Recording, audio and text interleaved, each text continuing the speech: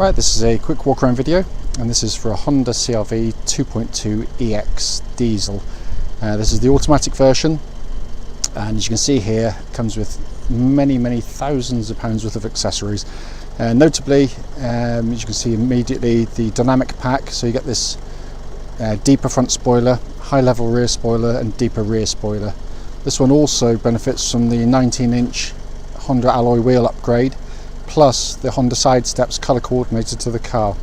Ignore completely the roof rack on top, that will be coming off. This is my wife's car, and that goes on to our next CR-V, which we'll get after this one, so please do bear that in mind. The car's absolutely lovely, it's why we bought it. Been beautifully maintained by Honda and is in really lovely condition. There's only one minor mark on the car, which I will show you pretty much immediately, but I'll do the front first. So all the lights and lenses completely intact, and I come straight to the mark on the front of the bumper here. Just down there you see a tiny little split in the paint there. It's on plastic, so it's not going to do anything, but it is there, and I try and be critical on these videos, but apart from that, the front of the car is very clean. Any stone chips are very minor. There's a couple on there, but they are very small indeed. Come round to the near side of the car first, just come down the flank. Very clean in the panel work. Bear in mind, this car's not been valeted. Obviously I've literally just thrown the wife out of the car and washed it off, so it's not as pristine as some. Front alloy, very clean, unmarked. Worth pointing out, 2 front tyres on the car are literally going to be changed this afternoon. I've got brand new tyres being fitted to the front of the car which we've just purchased. But the panel work is very nice. There will be, I always stress, there will be the odd minor mark that the camera will not pick up or doesn't pick up or I've missed, so please do bear that in mind. It's not my intent. Rear alloy, again, very clean. Can't see any marks on there at all. I love this angle for the CR-Vs with this dynamic pack. It looks absolutely fantastic. The white and the privacy black panoramic roof just works so well together. But it's very clean and tidy, this car. Come around the back of the car now. Just squat down again on the offside. Again, panel work, can't see any indentations in it. Rear alloy, again, completely unmarked.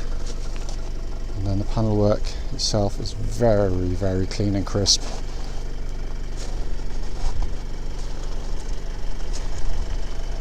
And then just come to the final front corner and front alloy. Again, no obvious marks on there at all.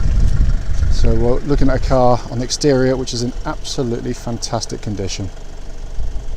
So coming into the car now, into the rear, door card very clean and tidy. Back of the seats, despite my kids' best efforts, are actually in very good condition. Full set of original mats in the car as well, all in very nice condition as well. Leatherwork is very good on the car. There's no rips, tears, skags, nothing like that at all. And obviously huge amounts of rear leg room in the car. Come to the front passenger side. Again, all very clean and tidy. Footwell area is all very nice. Passenger seat, again, all the leatherwork, as I said, it's been very well maintained and kept up together. Then come to the driver's door card, again very nice. Only sort of minor signs of wear on this side, as you always get with the driver's door cards, but it is very minor indeed. Footwell areas again very clean. Driver's seat, bolsters very good, no skags, rips, tears or paint rubbed off them at all very nice indeed. Obviously electric adjustment on the driver's side on these cars. So sat inside the car now, engine's running, as it obviously has been all the way through the video, but dashboard's in very good condition. Sat nav, as you can see there, working absolutely perfectly. If I pop the car into reverse, you can see crystal clear rear parking camera, all working exactly as it should. Dual zone climate control system, all working perfectly. Then to come down to the centre storage area, you've got heated seats on these cars, obviously hot, warm and then off, but all working exactly as they should. Then just to come into the binnacle here, 66,738 miles now recorded. This car is being used daily, obviously, by my wife, and it's slightly out of sync with the road test video that follows this one, because that was done a few months ago, so please do bear that in mind. Auto lights, auto wipers, multifunction steering wheel, all working exactly as it should as well.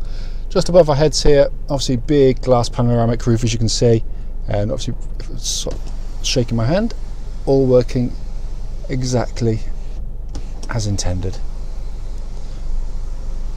So as I said, what will follow this video will be a road test of this very car.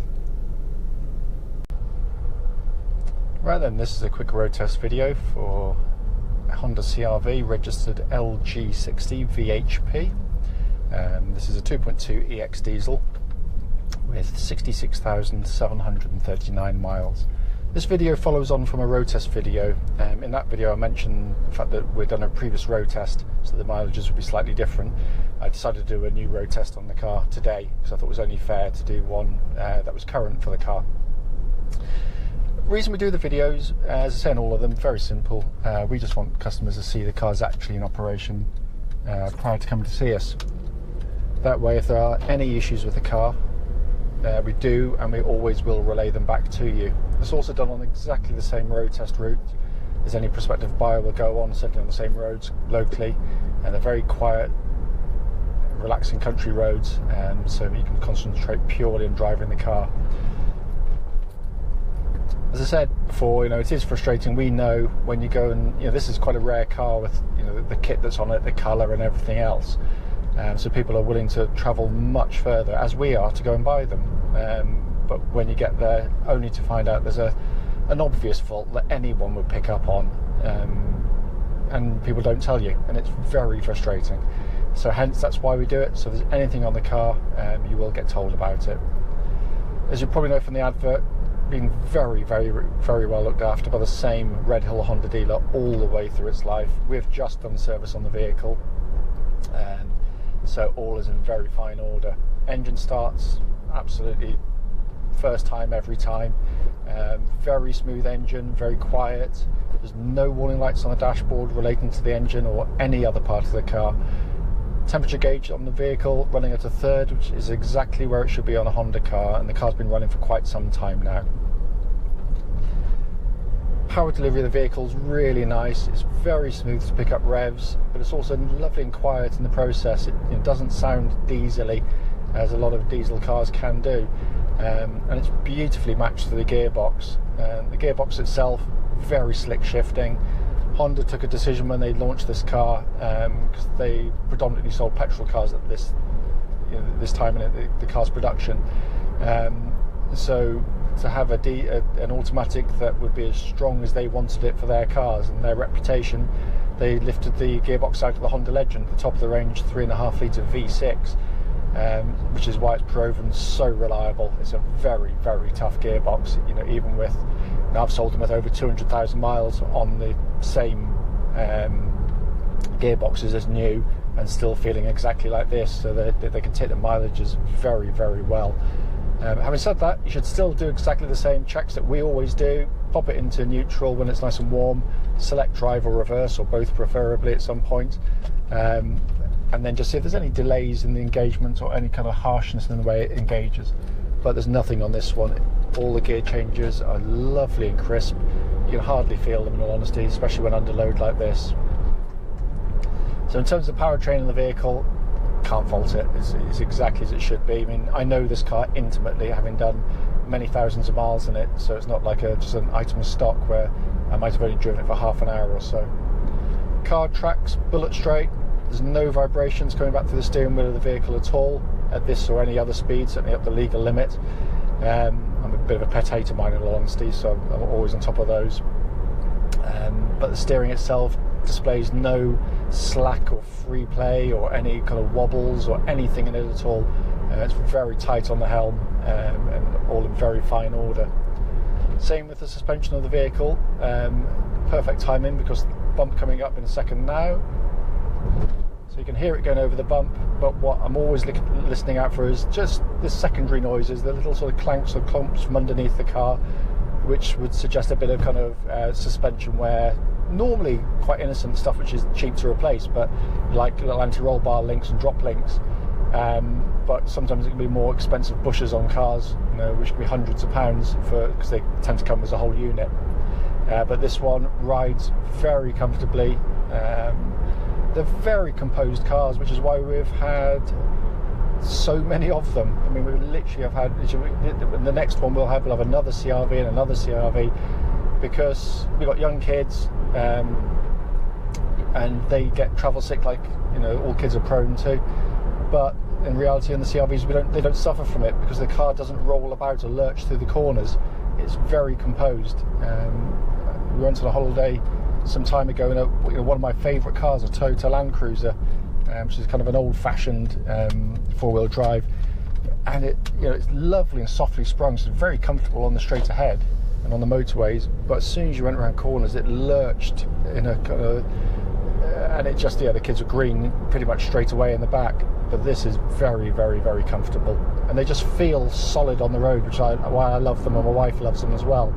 It gives you a sense of security, really good visibility all around, so it's not doesn't sort of fluster you in any way. Looking around, the brakes on the car, lovely solid brake pedal. There's no vibrations, no pulsing, nothing at all. Obviously wife and kids are in the car, so I'm very careful as to sort of the condition of the vehicle itself. Looking around inside the vehicle, I've always loved the CRVs. They've got all the equipment you want. They're very highly specified, but they're very simply laid out. They're also brilliantly made. There's no squeaks, no buzzes, no creaks, no rattles on the interior. It's all very tightly made and in very nice condition, for what is now coming up to an 8-year-old car. All works really nicely. The sat-nav system's nice and high up, dead easy to use. There's no sort of silly iDrives and daft things like that to try and operate it. It's just push button and touch screen, and it all works exactly as it should. Likewise, the dual zone climate control system working beautifully, but it's just the actuation of the controls. They've got a real quality feel to them. Everything has a kind of a click action, which I know, in another 200,000 miles it'll still feel the same, because they're just so well manufactured. That's what Honda do very, very well, is not only your primary controls but your secondary controls as well. Dashboard of the vehicle, again, classic Honda affair. Nice big symmetrical dials, dead easy to take the information in, all working exactly as it should. All pixelations absolutely perfect on the dashboard. Steering wheel feels great in hand. Everything's working, it says it should. Hands-free, because my phone's currently paired to the car. All the information display, cruise control works perfectly, and as do the auto lights and auto wipers. For those that don't know, these are obviously, these are four-wheel drive cars, albeit Honda worked out really quickly and very early on that the vast majority of people driving these cars would actually just be doing what I'm doing now, so why have it running in four-wheel drive? So it doesn't. It runs in two-wheel drive, front-wheel drive all the time, unless it requires extra grip. If you start to spin your wheels, and we tow a caravan, not with this one but with previous ones, front wheels might spin momentarily, and then suddenly the rear wheel drive kicks in for four-wheel drive, and it's seamless. It's absolutely brilliant in the way it operates. We've never got close to getting stuck with one. It's a very clever system. The big advantage is its simplicity. It means that because now just two-wheel drive, you're putting less mechanical stress and wear on the car. You're not getting through tyres as quickly, because you're not chewing up the tyres with the four-wheel drive, fighting them. And obviously it uses less fuel as a consequence. So, and also in terms of reliability, we have sold literally thousands of CRVs over the last 15-20 years, after we left Honda where we used to work, and we've never ever had an issue with a CRV four-wheel drive system, not one. They are incredibly tough vehicles. As I said at the start of the video, if there's something obvious on the car or anything, I would tell you. There's nothing on this one, and as I said, I know that from having driven it for so long. It drives absolutely perfectly. It's a lovely car, and we'll be very sorry to see it go, albeit we'll be replacing it with another one, but we always do this after a few months. Obviously, if there's any questions relating to the car, then please obviously don't hesitate, do give me a call and I'll happily answer any questions you might have.